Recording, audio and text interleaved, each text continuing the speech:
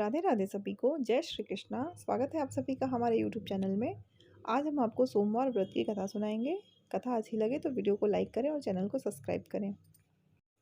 एक बार किसी नगर में एक साहूकार था। उसके घर में धन की कोई कमी नहीं थी, लेकिन कोई संतान न होने के कारण वह बहुत दुखी था।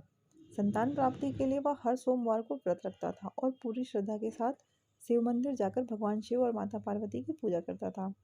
उसकी भक्ति देखकर एक दिन माँ पार्वती प्रसन्न होकर भगवान शिव से साहूकार की मनोकामना पूर्ण करने के लिए इच्छा व्यक्त की। माता पार्वती के आग्रह पर शिव जी ने साहूकार को पुत्र प्राप्ति का वरदान दिया, लेकिन उन्होंने बताया कि यह बालक 12 वर्ष तक ही जीवित रहेगा। माता पार्वती और भगवान शिव की बातचीत को साहूकार सुन रहा था, इसलिए उसे ना तो इस बात की खुशी थी और ना ही दुख। वह पहले की भांति शिव जी की पूजा करता रहा।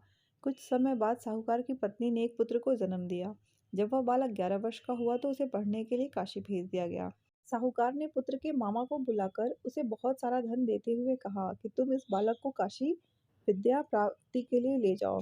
तुम लोग रास्ते में यज्ञ कराते जाना और ब्राह्मणों को भोजन दक्षिणा देते हुए जाना।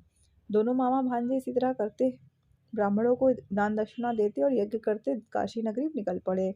इस दौरान रात में एक नगर पड़ा, जहाँ नगर के राजा की कन्या का विवाह था, लेकिन जिस राजकुमार से उसका विवाह होने वाला था वह एक आंख से काना था।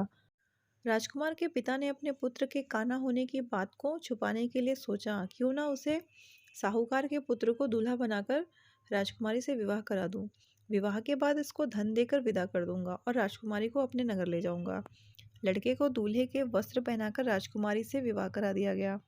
साहूकार का पुत्र ईमानदार था, उसे यह बात सही नहीं लगी, इसलिए उसने अवसर पाकर राजकुमारी के दुपट्टे पर लिखा कि तुम्हारा विवाह तो मेरे साथ हुआ है, लेकिन जिस राजकुमार के संग तुम्हें भेजा जाएगा वह एक आंख से काना है। मैं तो काशी पढ़ने जा रहा हूँ। जब राजकुमारी ने चुन्नी पर लिखी बातें पढ़ी तो उसने अपने माता पिता को यह बात बताई। राजा ने अपनी पुत्री को विदा नहीं किया, फिर बारात वापस लौट गई। दूसरी ओर साहूकार का लड़का और उसका मामा काशी पहुंचे और वहां जाकर उन्होंने यज्ञ किया। जिस दिन लड़का 12 साल का हुआ उस दिन भी यज्ञ का आयोजन था। लड़के ने अपने मामा से कहा कि मेरी तबीयत कुछ ठीक नहीं है। मामा ने कहा कि तुम अंदर जाकर आराम कर लो। शिव जी के वरदान अनुसार कुछ ही देर में उस बालक के प्राण निकल गए। मृत भांजे को देखकर उसके मामा ने विलाप करना शुरू कर दिया। संयोगवश उसी समय शिव जी और माता पार्वती उधर से जा रहे थे। पार्वती माता ने भोलेनाथ से कहा, स्वामी मुझे किसी के रोने की स्वर सहन नहीं हो रहा, आप इस व्यक्ति के कष्ट को अवश्य दूर करें। जब शिवजी मृत बालक के समीप गए तो वह बोले कि यह उसी साहूकार का पुत्र है जिसे मैंने 12 वर्ष की आयु का वरदान दिया था। अब इसकी आयु पूरी हो चुकी है, लेकिन मातृ भाव से विभोर माता पार्वती ने कहा, हे महादेव, आप इस बालक को और आयु देने की कृपा करें, अन्यथा इसके वियोग में इसके माता पिता भी तड़प तड़प कर मर जाएंगे। माता पार्वती के पुनः आग्रह पर भगवान शिव ने उस लड़के को जीवित होने का वरदान दिया। शिव जी की कृपा से वह लड़का जीवित हो गया। शिक्षा पूरी करके लड़का मामा के साथ अपने नगर की ओर वापस चल दिया। दोनों चलते हुए उसी नगर में पहुंचे जहां उसका विवाह था। उस नगर में भी उन्होंने यज्ञ का आयोजन किया। उस लड़के के ससुर ने उसे पहचान लिया और महल में ले जाकर उसकी खातिरदारी की और अपनी पुत्री को उसके साथ विदा किया।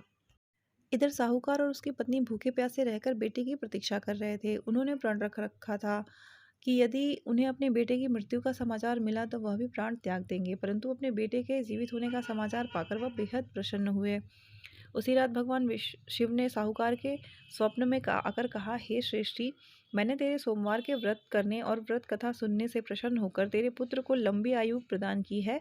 इसी प्रकार जो कोई सोमवार व्रत करता है या कथा सुनता है और दूसरों को सुनाता है, उसके सभी दुख दूर होते हैं और सभी मनोकामनाएं पूर्ण होती हैं।